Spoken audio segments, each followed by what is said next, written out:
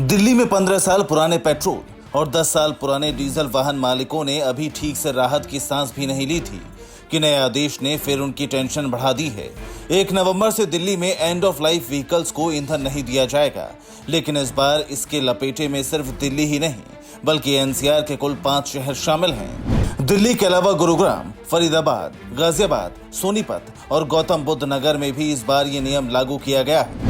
दरअसल 3 जुलाई को दिल्ली सरकार ने एंड ऑफ लाइफ व्हीकल्स को ईंधन ना देने और जुर्माना लगाने की योजना पर यू टर्न ले लिया था और CAQM को पत्र लिखकर इस आदेश को वापस लेने की अपील की थी। इसे लेकर 7 जुलाई को CAQM की बैठक हुई। इस बैठक में आदेश में संशोधन करते हुए साफ शब्दों में कहा कि अपनी उम्र पूरी कर चुके वाहन के खिलाफ कार्रवाई अब 1 नवंबर से शुरू की जाएगी।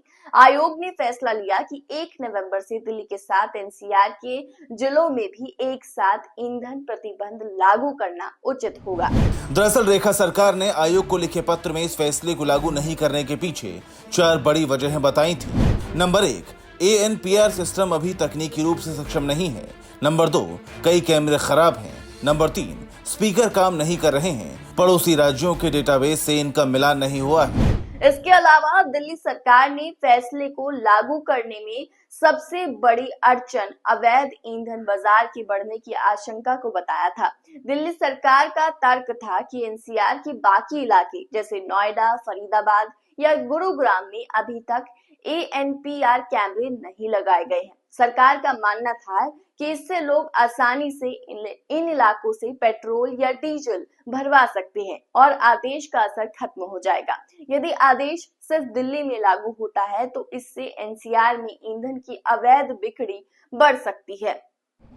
ऐसे में अब CAQM ने अपने आदेश में संशोधन करते हुए इसकी तारीख 1 नवंबर तक बढ़ा दी है, लेकिन अब एक्सपायर वाहन के सीज होने की तलवार दिल्ली ही नहीं बल्कि पूरे NCR पर लटक चुकी है। Bureau report, P24 news.